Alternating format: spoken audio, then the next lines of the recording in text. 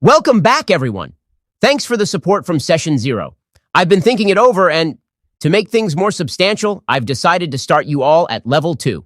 Well, I've always been level 2 material. Believe me, tremendous decision, Ben. Tremendous. You certainly are very level 2, Donnie. I mean, that's why you lost to me back in 2020. Big talk, little Joe, real big talk, especially since you dropped out of this race. A wise choice, Ben. The shadows grow deeper in this land. I can just feel it. And so too must our power. So in Session 0, I mentioned a tavern. This tavern is named the Gleaming Pickaxe. It is nestled into the mountains in the city of Castrum, Ephraim. The city itself is carved into the rugged foothills of the Ephraim Mountains. Castrum, Ephraim is a fortress city forged in the crucible of industry and craftsmanship. Its towering forges belch smoke into the sky, while its skilled artisans and craftsmen labor tirelessly to produce weapons, armor, and machinery for the Empire's armies and fleets. Yet, amidst the clang of hammers and the roar of furnaces, Castrum Ephraim also boasts a rich cultural heritage, with grand halls of learning and vibrant guilds dedicated to the pursuit of knowledge and skill. There are many humans that take resident here, but the city is primarily dwarves. Dwarven clans built this ancient mountainside city many years ago, their expertise in mining and metallurgy making them invaluable to the city's mining industry. Wake up every day to the sound of crushing rock. Got a clock in early, no time to gawk or talk. Pickaxe in hand, we head below. In Castrum, Ephraim, where the cold winds blow. Gotta keep on the grindstone. Castrum, Ephraim. Working hard up till the bone. Castrum, Ephraim. You ain't gonna make it if you ain't hard as stone. The scene opens in the dimly lit tavern, the Gleaming Pickaxe. The air is thick with the smell of ale, roasted meats, and the faint scent of coal from the nearby mines.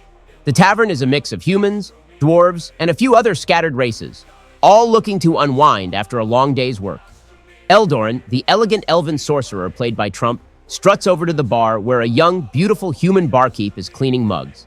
Her name is Sienna, and she glances up at Eldoran with a shy smile. Well, what do we have here? My dear, I'll take today's special and a fine glass of wine. What does the sign say? Pork chop, okay, I'll take it. What is it they say? Make it huge for me, would you? Oh, of course, the special today is. Well, actually, we just ran out of the special. I am so sorry. Oh no, because I so look forward to the special.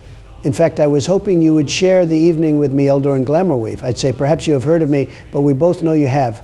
I am a famous hero. My trademarked epic was highlighted in the novel Art of the Weave. It was written by that famous author Eldoran Glamourweave, which is also me. Actually, sir, I have never read that book. But I am not much of a reader. I have to work twice as hard around here, you see. My beauty feigns in comparison to Brunilda. She gets the most attention, and the most tips. At that moment, Brunilda, the dwarven barmaid, stomps up to the bar. She's everything Sienna isn't. Stout, boisterous, and sporting a thick braided beard. Aye, Sienna, what's this then? Who's that? Beautiful and fair elf lad here. Might have to break me off a piece of that. Damn. Eldoran, you turn and see a sturdy, bearded female dwarf.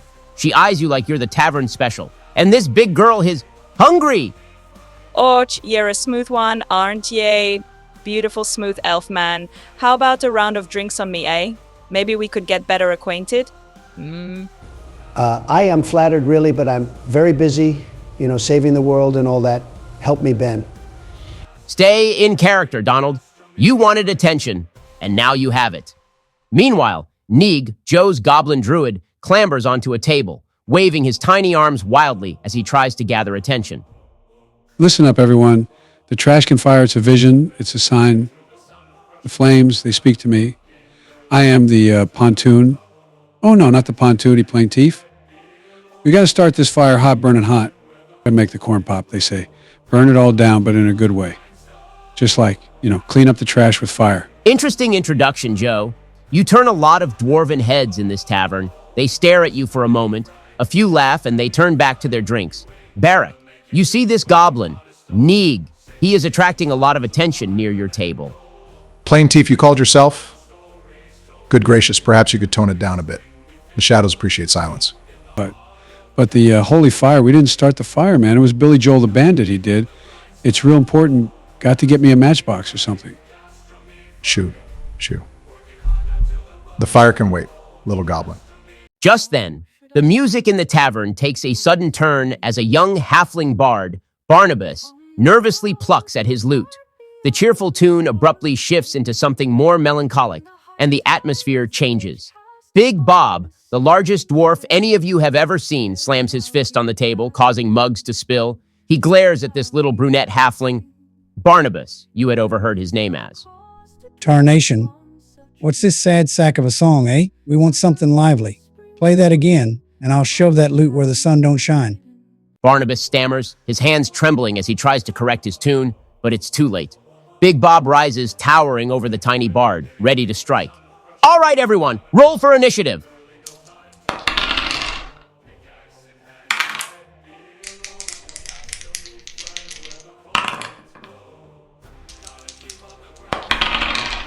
All right, we're starting combat. Neeg, you're up first. What do you do? I'll cast Entangle to root these guys to the floor. They should have heeded my warning or blessing or something. All right, let me roll for the dwarves. Okay. Oh, not good. Not good. That's fine. Ooh, looks like they all fail except Big Bob. You can tell this fella is very strong. Big Bob shakes off the vines like they're nothing, but his two friends aren't so lucky. They're stuck. But one has a crossbow, and he unsheaths it from his pack, ready to fire. Your turn, Barrack. They're going for murder now, huh?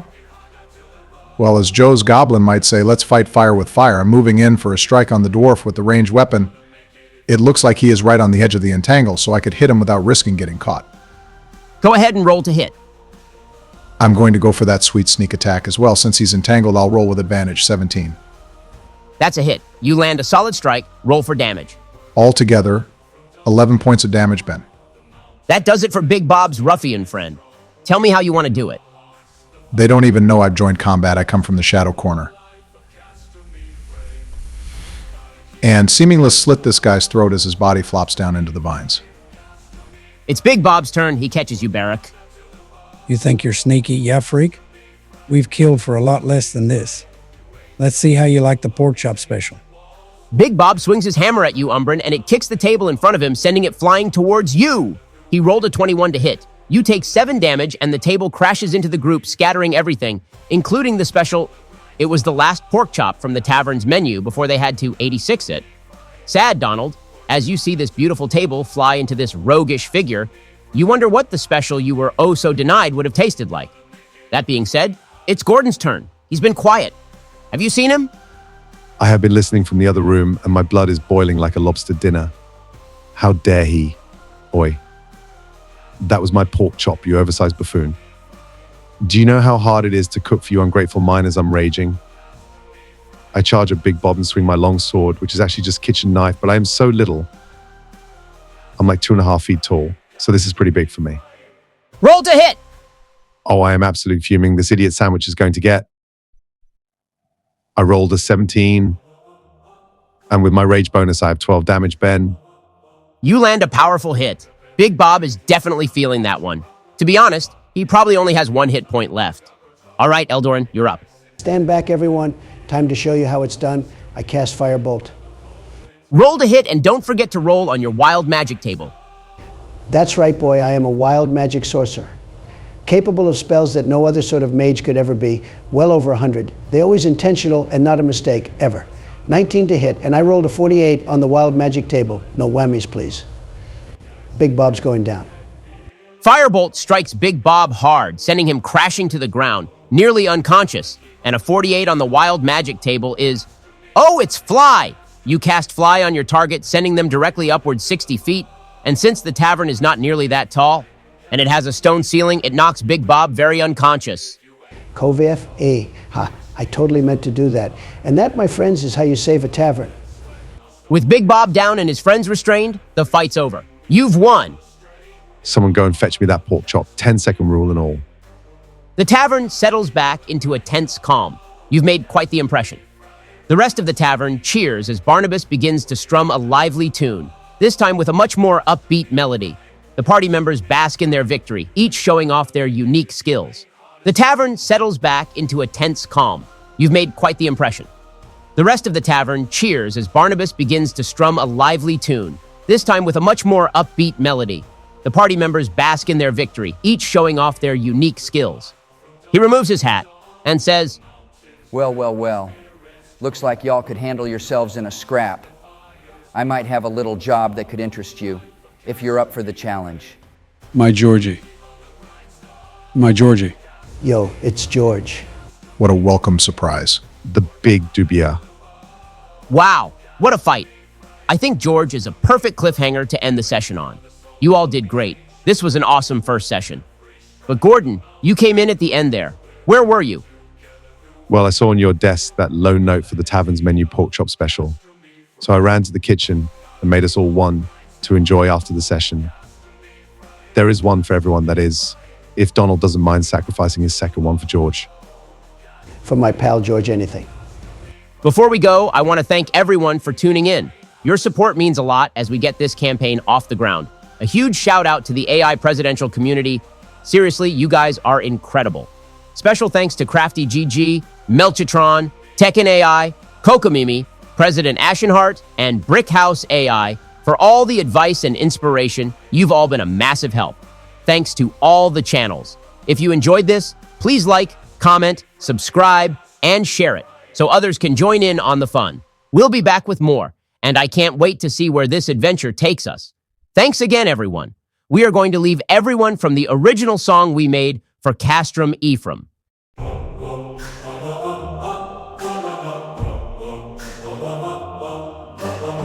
up every day to the sound of crushing rock. Got hot in early, no time to go talk. Pickaxe in hand, we head below. In Castrum Ephraim, where the cold winds blow.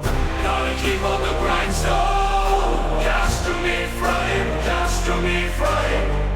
Working hard up to the bone. Castrum Ephraim, Castrum Ephraim. You ain't gonna make it if you ain't hard as stone. 16 tons of iron and gold, blood and sweat, no stories told. With every swing we feel the strain in the heart of Castrum Ephraim. Gotta keep on the grindstone. Castrum Ephraim, Castrum Ephraim. Working hard up to the bone. Castrum Ephraim, Castrum Ephraim. You ain't gonna make it if you ain't hard as stone.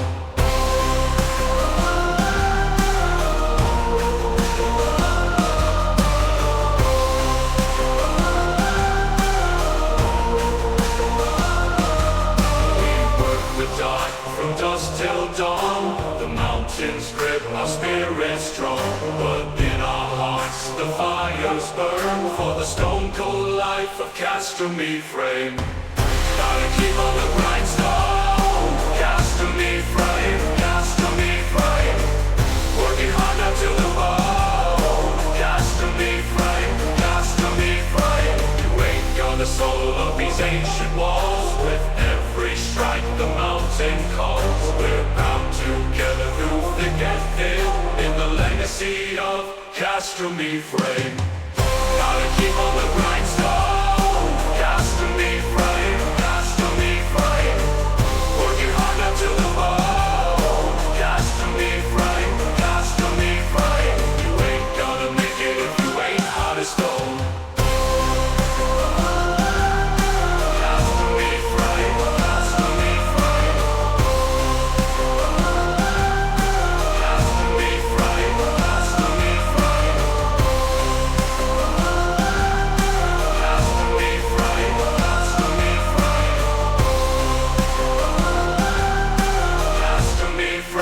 Castrum Ephraim.